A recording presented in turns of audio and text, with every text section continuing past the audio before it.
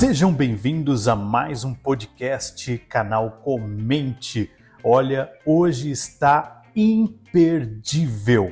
Se você tem escutado, participado conosco do nosso canal, das nossas transmissões, nós estamos chegando já praticamente ali quase 10 publicações no Spotify, também no YouTube. Eu quero dizer para você que hoje está imperdível. Quero que você preste muita atenção, vai ser um dos melhores conteúdos que você vai ouvir nos últimos tempos. Anota, faz as tuas anotações, escuta novamente com calma, pode ser no carro, no ônibus, no teu sofá, mas tome do aprendizado, porque o Guilherme hoje tá brabo, hein? E aí, Gui? E aí, pessoal, tudo bem? Eu sou o Guilherme, estou aqui com o meu amigo Marconi. Hoje nós iremos falar sobre como viver em alta performance. E já te adianto que vai ser o melhor podcast que você vai ouvir até hoje.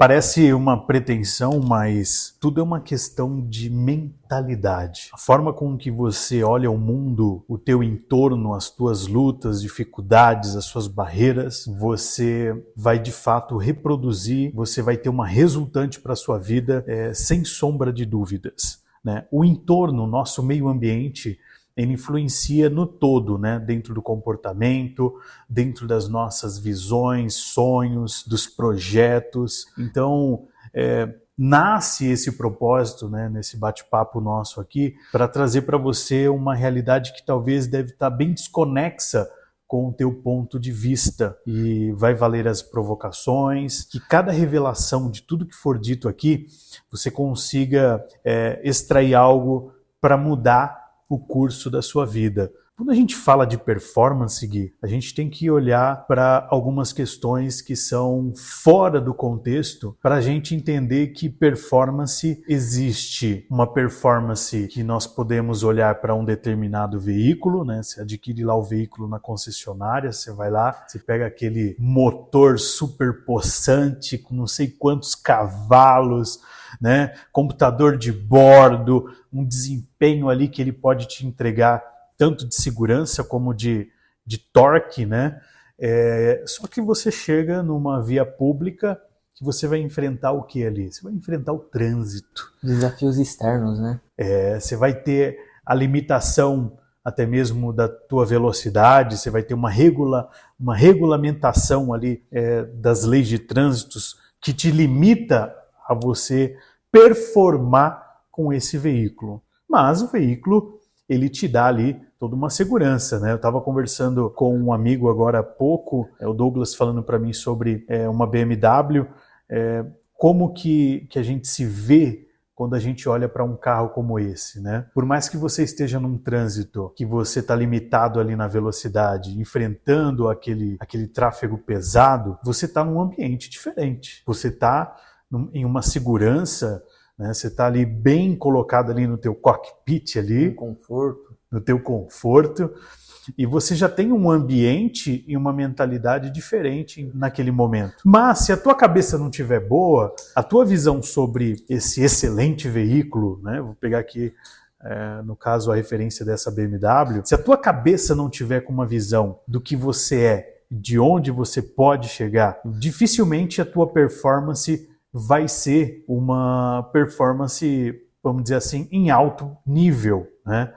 O que eu vejo sobre essa relação de depreciação da performance, eu vejo autocrítica exagerada, um fator também muito preponderante no quesito da sua energia que é drenada, e quando você tem uma energia drenada, sabe aquele dia que parece que você encheu uma laje, né? Principalmente quem trabalha de repente em escritório, aí você, empresário, você está no escritório, mas você termina o teu dia cansado, né? Exaurido ali. E aí você tem o quê? O excesso de preocupações, principalmente quando você tem uma visão muito imediatista e você começa a se preocupar com o futuro, você começa quase que materializar os problemas que ainda nem começaram a surgir, você já começa trazer para o teu corpo físico uma mentalidade destrutiva que vai afetar diretamente a tua performance. Quais outros pontos que você vê que são também fatores preocupantes nessa deterioração da capacidade de performance? Eu acredito que você comentou da questão da crítica, né? Um ponto muito importante também,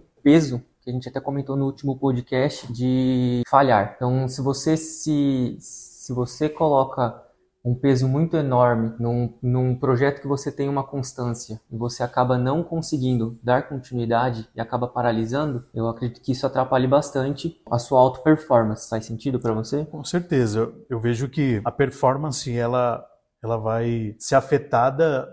Na verdade, o desafio é que em todo tempo a nossa performance ela é motivada a ser alterada e, infelizmente, para baixo, né? A gente realmente ter ruído nessa capacidade de performar bem. Por quê?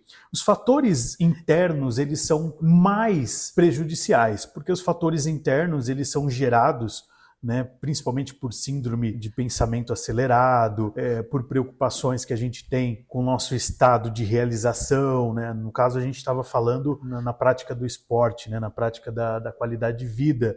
Eu estou ali vários dias fazendo uma atividade física, de repente vem um problema de saúde, eu fico lá vários dias sem fazer atividade física, e aí eu já me saboto, né, uma autossabotagem no processo de retomar esse propósito. E aí a minha performance começa a ser degradante, ou até mesmo eu deixo de executar. Quando eu mencionei a palavra peso, acho que a palavra que se adequa mais seria autocobrança. A autocobrança muitas das vezes paralisa. Esse seria um fator que prejudicaria. Sem dúvida. Eu conversando com o Raul, né? O Raul tem um trabalho muito, muito importante, não só conosco, mas eu vejo no meio que ele atua, né? Em marketing, publicidade. Já comentei com outros profissionais do segmento. Eu percebo, quando a gente começa a olhar essa classe de profissionais, né, isso vai como um alerta também para você. Você pode, de repente, identificar essa situação bem específica dentro do teu ramo, da tua atuação, que é o perfeccionismo. O perfeccionismo, ele parece ser muito bonito. A gente vê muito nas entrevistas, né, de seleção, no processo de seleção das empresas, as pessoas ali, o entrevistado, ele colocar na sua folha de entrevista a questão do perfeccionismo, né? Como ele coloca num tom de qualidade, mas eu vejo que é um fator muito destrutivo na questão da performance. Por quê? Uma das características do perfeccionista é se sabotar. Ele tem tanto autocrítica, você falou da crítica, ele tem uma relevância tão elevada em se avaliar de forma depreciativa naquilo que ele quer fazer, porque ele quer trazer perfeição para a execução, que ele deixa de fazer. Então, se eu não vou performar bem como, de repente, um atleta amador de corrida de rua, eu não vou correr. Eu não vou participar daquele grupo de corrida, porque, o pessoal está correndo num pace de 5, eu estou correndo num pace de 7, de 8.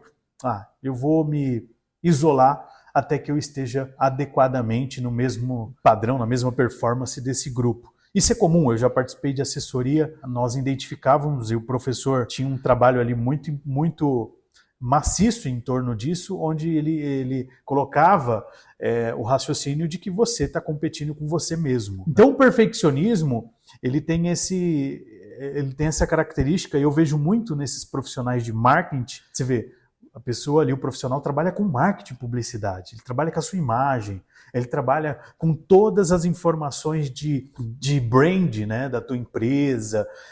O objetivo dele é trazer visibilidade para o teu negócio, mas se você vai visitar a página desse marqueteiro, tem 2, 3 publicações e ele tem vergonha de se colocar em público. Olha, eu quero fazer essa provocação. Você que é profissional de marketing, você já fez essa reflexão? Se eu tiver enganado, você pode fazer um comentário aqui. 99% eu já peguei 5, 6 páginas de profissionais e eles não colocam a cara na tela. Por quê? Porque existe um nível de perfeccionismo que sabota a proposta de crescimento, e a gente sabe que hoje quem não é visto não é lembrado. Dentro desse ponto, Gui, do perfeccionismo, como que você vê para o empresariado, né? Para esse gerente, para esse CEO, para esse líder, o posicionamento dele em relação ao perfeccionismo? Eu vejo que muitas das pessoas que estão nesse cargo acima, eu acho que é importante sim você ter o papel de cobrar algo que seja desenvolvido, olhando isso mais para a minha empresa. Vou trazer isso para dentro do meu escritório. Eu acho que é válido você ter essa cobrança de alta performance, de querer que os trabalhos sejam feitos no prazo correto, com excelência, tentar extrair o máximo do seu colaborador, né, do seu empregado. Claro que essa cobrança ela não pode ultrapassar uma linha, né, porque senão você acaba meio que não, né, você acaba prejudicando o desenvolvimento do companheiro, do colaborador. Mas eu acho que para a visão de gestor ou coordenador, é válido ter esse tino de você provocar a pessoa a buscar mais, se dar mais, se doar mais, se entregar mais. Lógico, não tirando o papel da qualidade, né? Então, toda cobrança tem que vir junto com a qualidade, com a excelência. Só que isso tem que ser até um ponto. Porque se você ultrapassar essa linha onde você cobra tanto que você paralisa o seu colaborador, você acaba tendo um ambiente ruim de trabalho. Você acaba gerando uma desmotivação, né? Exato. Você acaba retraindo, né? Até mesmo a competência, o dom, e você ativa gatilhos de medo. Em vez de esse colaborador ele produzir mais, ele vai ter uma retração. E é importante só ressaltar que é difícil esse processo, porque muitas das vezes você passa e delega a demanda de trabalho, só que você olha com seus olhos. Ah, esse aqui é fácil de fazer, esse aqui no prazo X eu entrego, tem que fazer isso. Só que às vezes o seu colaborador tem dificuldades que ele não compartilha. E aí, por ele não compartilhar, você também não imagina que ele tem essa dificuldade, e aí você percebe que ele está paralisado. Sim. E aí seria bom ter essa sensibilidade, falar assim, fulano de tal, consigo te ajudar com alguma coisa? Qual que é a dificuldade? Por que você não está entregando isso? Porque, é lógico, eu bato muito na tecla que é importante você ter o diálogo. O diálogo, ele elimina muito, muito o ruído. Mas se não tem, aí você tem que ter essa sensibilidade para tentar encontrar e perceber que o seu olhar é diferente do olhar do outro. Exato.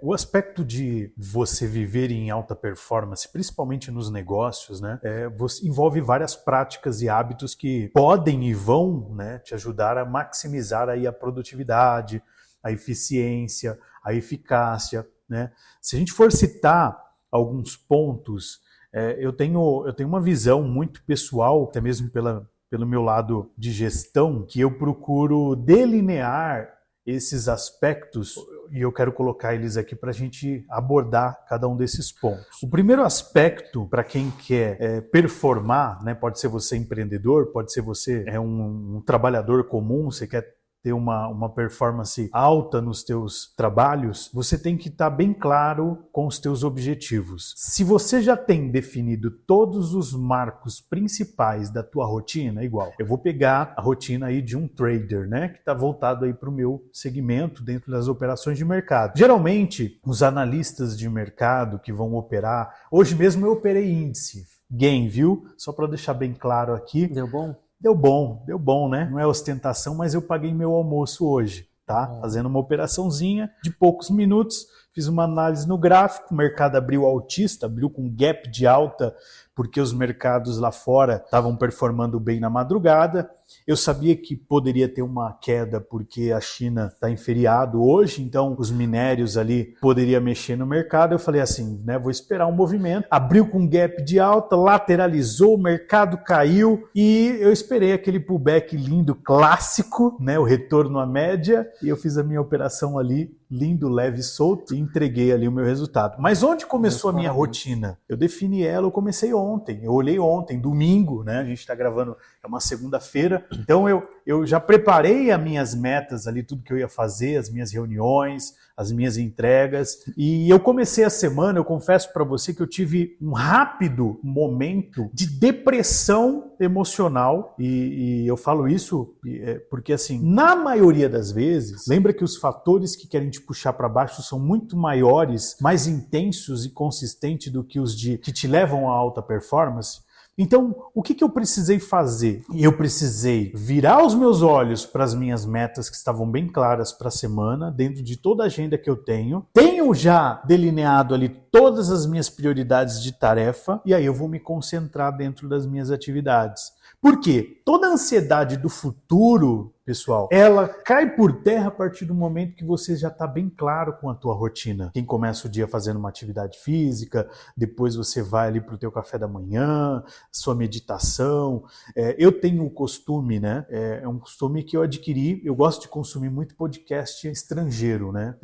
Segue aqui uma dica também. Tem um conteúdo que é gerado pelo Tiago Borges. Você vai lá no YouTube, Tiago Borges, ele faz ali podcast, entrevistas com várias figuras no mercado americano, europeu. E eu aprendi muito ali na questão da rotina a ter o meu momento onde eu faço as minhas afirmações. E essas afirmações, associada a uma agenda bem definida, eu já derrubo por terra todas as objeções da minha alta performance. Então, tudo aquilo que está me trazendo ansiedade, que me especula sobre o meu futuro, que pode ser incerto com base em um pensamento negativo, eu começo a derrubar a partir daí. Isso você faz na parte da manhã. Isso. Repetindo, tendo ali as minhas preces, as minhas repetições dentro de uma visão do que eu quero alcançar. Eu já tenho aquele meu quadro dos sonhos onde eu mentalizo tudo isso e eu me olho dentro das minhas tarefas ali do dia e da semana que vai entrar. E aí esse é o primeiro ponto, tá? Definindo isso. A partir daí, eu começo a trabalhar no gerenciamento do tempo para que esse tempo seja eficaz, porque aí eu começo a organizar. A gente comentou em outros episódios, onde a gente falou lá do Pomodoro, né? Sim, sim. Da ferramenta de gestão do tempo, tal. Então eu começo a trabalhar dentro dessa minha gestão do tempo, priorizando o que é mais difícil, e ali eu vou organizando alguns fatores, né? Então, só para dar um parênteses aqui, para a gente seguir para outros pontos, Gui, como que você olha, né, eu vou provocar agora em você, como que você atua sobre a crise mental que assola a gente quase que o tempo todo, para que você não caia na questão da baixa performance. Como você comentou, o fator de preocupação, ansiedade, tem um peso muito maior, né? Eu tenho comigo, e isso eu aprendi no treinamento que eu fiz de coach há um tempo atrás, a nossa mente é uma máquina, então a gente tem que valorizar o poder dela. E tudo aquilo que a gente vê, a gente acaba criando. Então, eu sou uma pessoa bastante positiva e eu procuro trazer isso para quase tudo. Eu prefiro ver o copo meio cheio do que ele meio vazio, e isso ajuda bastante. Em relação à preocupação, todo mundo tem. A gente sabe dos nossos prazos, das nossas responsabilidades conosco mesmo, né? Como pessoa, buscando uma vida mais saudável no esporte, numa rotina de academia, num estudo e também para a empresa. Na empresa, foi o que você comentou, se a gente tem um objetivo e toda segunda-feira, todo começo de semana, nós fazemos reuniões de alinhamento para determinar quais são os projetos que têm que ser entregues, quais são os prazos, quais são as dificuldades. Então, eu acho que ter essa clareza e essa reunião com o time ajuda bastante você conseguir ter uma equipe que está buscando alta performance. Às vezes tem uma falha aqui, uma outra ali, e isso é ajustado. Agora, como pessoa, eu procuro sempre me regrar. Então, eu tenho as minhas responsabilidades e tem coisas que eu não abro mão, que é inegociável para o Guilherme. E aí, o que é inegociável para mim, eu faço, e isso faz com que eu esteja sempre em movimento. Eu estando em movimento, eu estou buscando alta performance. Excelente. E hoje pela manhã a gente bateu um papo rápido, a gente trocou ali palavras positivas e você me trouxe a boa notícia que fechou aí 6 novos trabalhos, né? 6 projetos. Então, tudo parte de uma mentalidade forte, né? E eu só queria complementar aqui que ter um pensamento positivo não significa que você não está de olho para a realidade. Você se preocupa, sim, com todas as questões que existem, mas a forma que você olha a vida acaba te direcionando para resultados diferentes. Se você olhar para a vida com um peso mais negativo, eu queria até abrir um parênteses aqui, que tem uma analogia que quando você chega em casa, você tem 2 plantas, 2 vasos de plantas, e aí elas ficam em cômodos diferentes. Se você sempre trazer boas palavras de afirmação, palavras que enaltecem, palavras positivas para essa planta, e ela começa a florescer. depois de um determinado prazo. Agora, se na outra planta você faz o inverso, ela começa a murchar, ela começa a morrer. E isso tá em um livro. Eu não vou lembrar agora, mas depois eu deixo nos comentários para você ver o poder da palavra. Então eu acredito muito que se isso tá dentro do nosso poder de comunicação, imagine o poder da nossa mente. Então eu procuro sempre sim olhar de forma positiva. Não que eu fujo da realidade, pondero todos os pontos que precisam ser ponderados, mas eu acho que isso acaba levando a gente para outros caminhos e outras possibilidades. Então você acaba abrindo a forma de você enxergar a sua vida ou determinado problema ou determinada situação. Sem dúvida. Essa analogia, na verdade, ela foi tema colocado em um podcast do Thiago Nigro, onde ele falou que fez essa experiência, né? De pegar duas plantas, né? Teve ali duas plantas, dois vasos, colocou em ambientes separados e teve, né? Proferiu ali palavras boas para aquela planta, para uma delas, e a outra palavras negativas. E ao longo de muitos dias, uma veio a morrer, né? Então, é muito certo que o ambiente que a gente está inserido, ele é favorável, né? Isso parte das nossas relações familiares, das amizades. É muito ruim você estar em torno de pessoas fofoqueiras, pessoas que gostam de promover intrigas, né, ruídos no departamento, ou até mesmo no nosso meio empresarial, quando você pega aquele dono de empresa que ele só vê sempre o lado pessimista, né? Ele quer estressar soluções, mas ele sempre aborda de uma forma muito pesada. Então, todas essas questões são muito relevantes. Então, para vocês que estão ouvindo, veja que a gente está falando de vários aspectos. Eu estou colocando aqui alguns pontos como, né, objetivos claros, gerenciamento do tempo, e um ponto que eu quero incluir, né, um terceiro ponto importantíssimo, que para você estar em alta performance, você precisa evoluir todos os dias 1%. Né? O conceito do 1% é algo fantástico, porque ao longo do ano, o quanto que você não vai crescer? Esse ponto de evoluir, de crescer 1% todos os dias, seja 1% todos os dias, está ligado a manter-se atualizado. Aquele momento que é importante você estar em contínuo aprendizado, fazendo aquela chamada reciclagem ou melhoramento pessoal, que pode ser aquele momento de leitura, que você vai ter ali o teu momento com um livro, com a literatura, ou que você vai ouvir um podcast como esse que você está ouvindo, ou você vai estar numa roda de amigos aplicando um mastermind. Então, tudo isso vai colaborar dentro de uma construção para que você consiga ter um depurador das tuas emoções e dos teus ideais. A depuração é um processo que a nosso organismo ele já vive, né? Por que a gente dorme? Nós dormimos, né? E a ciência explica isso, que a cada hora da noite, uma área do nosso corpo, do nosso organismo, dos nossos órgãos, tem um momento específico de depuração e regeneração, tanto de células, né, ali de componentes do organismo.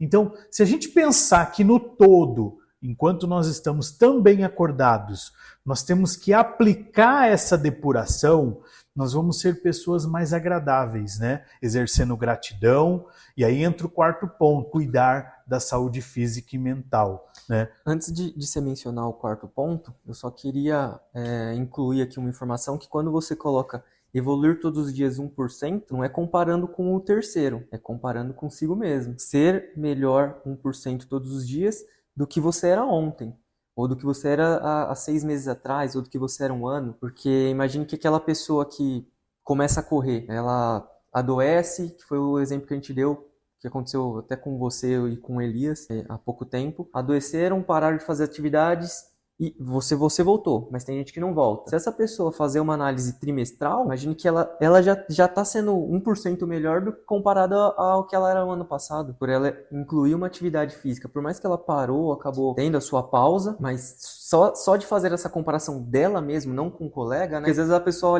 entra nas redes sociais e acaba se comparando com um outro perfil, né? De um amigo, tá correndo melhor do que eu. Não adianta eu voltar porque eu nunca vou vai ser difícil de eu chegar próximo daquele pace. Eu acho que essa comparação ela não deve existir. Se comparar com um terceiro é a pior coisa que a gente pode fazer. É mais fácil a gente olhar para dentro e falar, eu quero ser melhor do que o Guilherme que era ontem, o Guilherme de ontem. A gente precisa não se confundir com essa relação de comparação, porque isso com certeza ele vai ser aquele pêndulo negativo. O que talvez você possa fazer, que eu aplico muito, para mim e dá super certo, é referenciar modelos de comportamento. Né? Modelos de comportamento, vou dar um exemplo prático. Né? Na questão do equilíbrio emocional, eu olho para o Guilherme. O Guilherme é uma referência para mim de equilíbrio emocional nas tomadas de decisão. Ele consegue manter um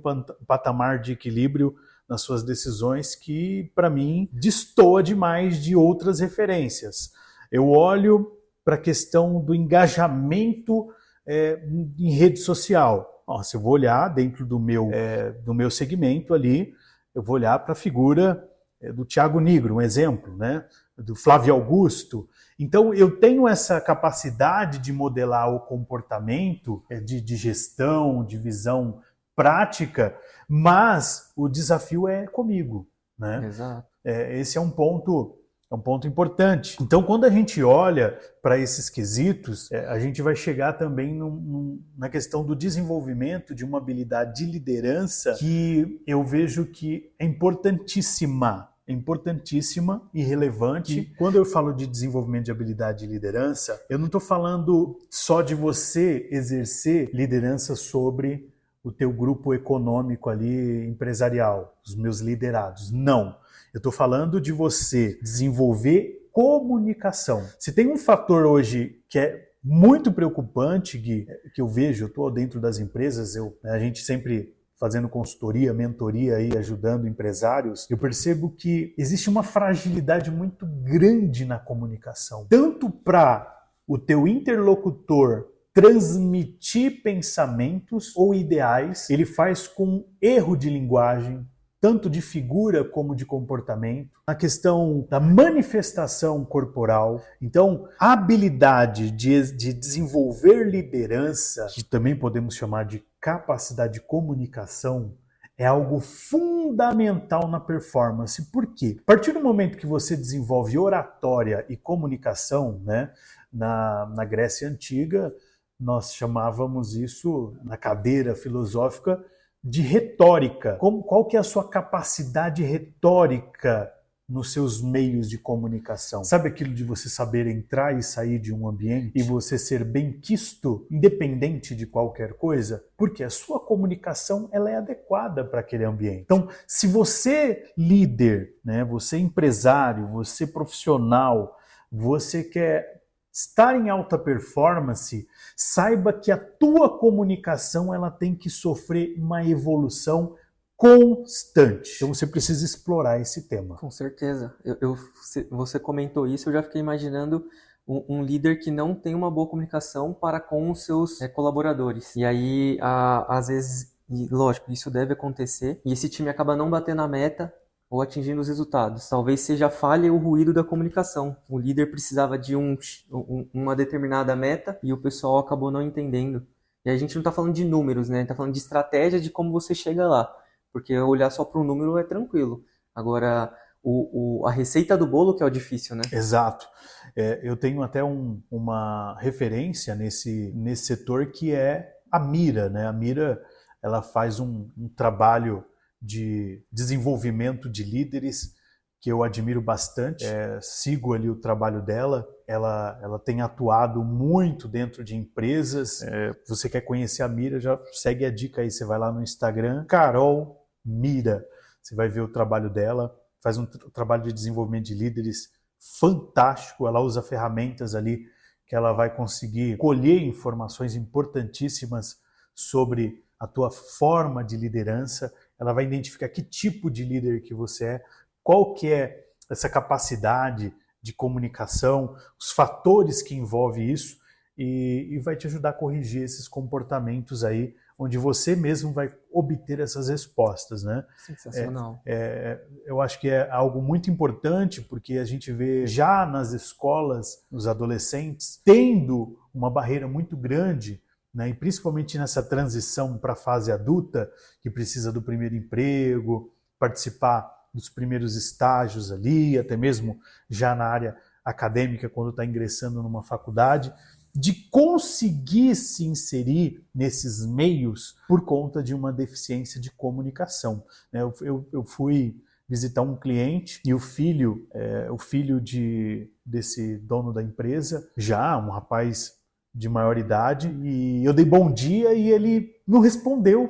Ficou constrangido? A timidez é tão grande que ele não consegue dar bom dia. E aí eu percebi uma certa dificuldade de comunicação, fui ali, né, e percebi que ele tem, né, e depois eu fui fazer uma abordagem ali com os pais e eu consegui entender que realmente existe. Então, nós temos um trabalho pessoal de comunicação para fazer, de desenvolvimento, que é determinante para a gente estar em alta performance. Então, se você ainda não olha para esse fator, às vezes você trabalha num negócio que se você de repente começar a gravar um vídeo e colocar ali o teu comentário sobre, de repente, a tua culinária, aquilo vai ser o divisor de águas para você vender mais, né? Para você aumentar suas vendas, para você aumentar ali novos negócios, trazer oportunidade. E às vezes a gente terceiriza, coloca lá um representante, paga alguém para falar da nossa marca, mas você tem que ser esse agente principal da comunicação. Esse é um ponto. É importante deixar uma dica aqui de autorresponsabilidade da comunicação. Você é responsável pela mensagem. Essa mensagem ela tem que ser objetiva e clara. Então, se a outra pessoa, se os seus colaboradores não entenderam a mensagem que você está passando, a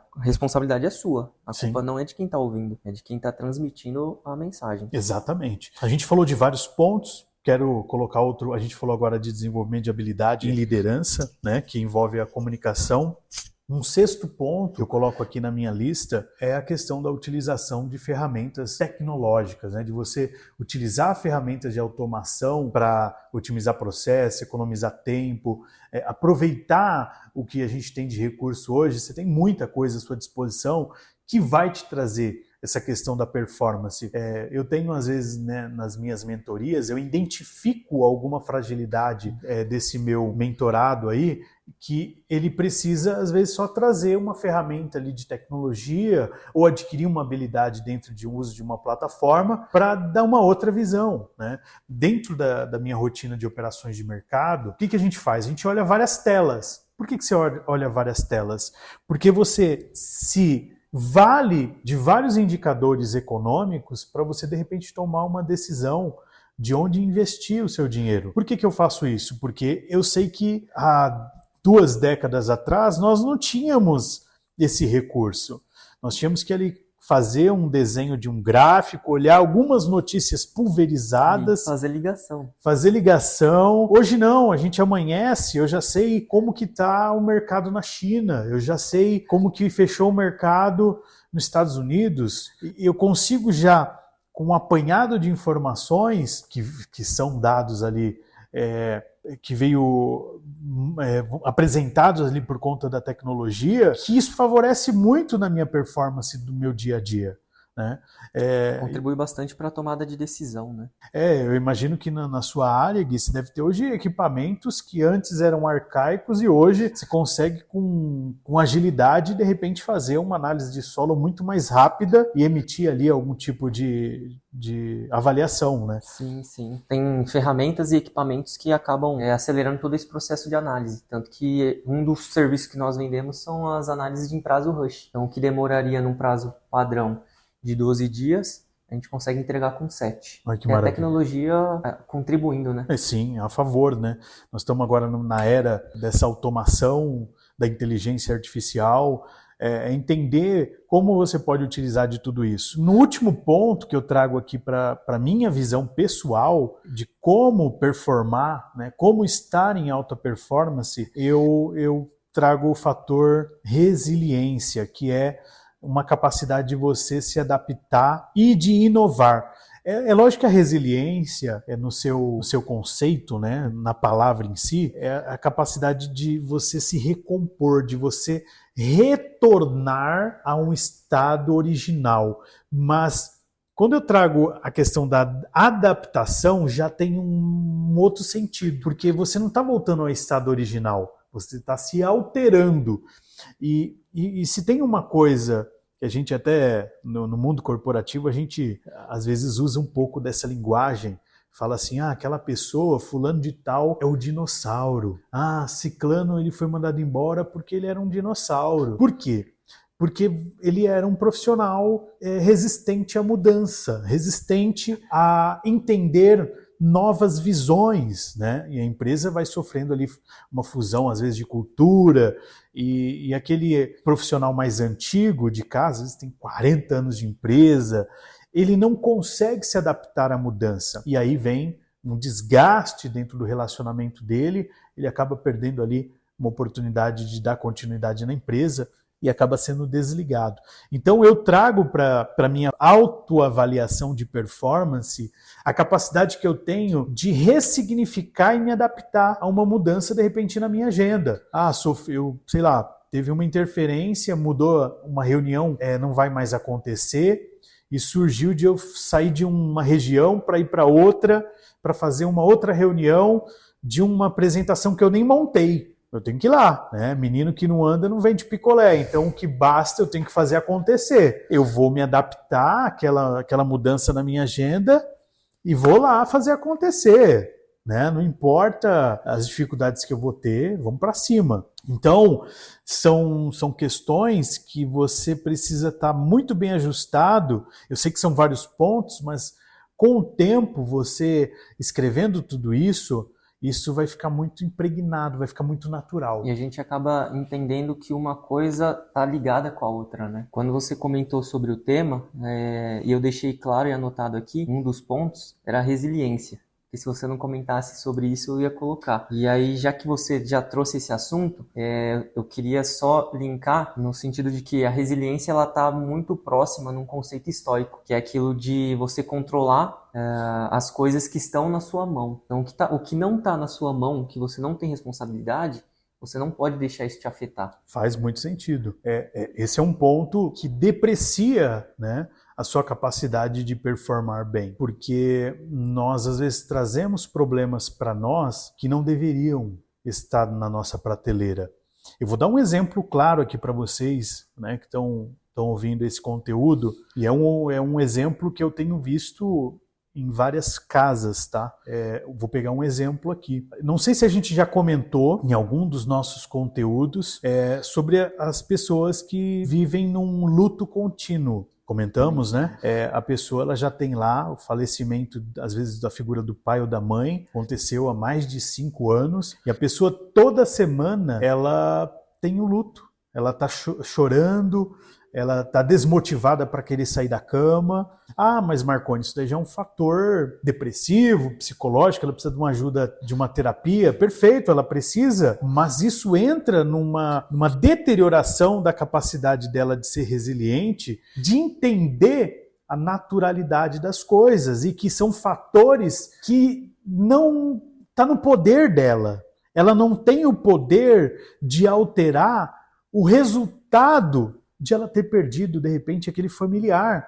Ela precisa ressignificar numa capacidade muito rápida as motivações e o significado das coisas para ela prosseguir, né? Eu tenho um outro caso que eu digo que essas pessoas que eu estou citando aqui, é lógico, eu não estou citando o nome, né? Eu estou citando só os eventos, mas seria muito bom essas pessoas ouvirem no sentido de elas conseguirem vencer isso. Eu tenho um outro caso próximo também, de cliente que tem uma autorresponsabilidade com irmãos ao ponto de se colocar numa situação difícil.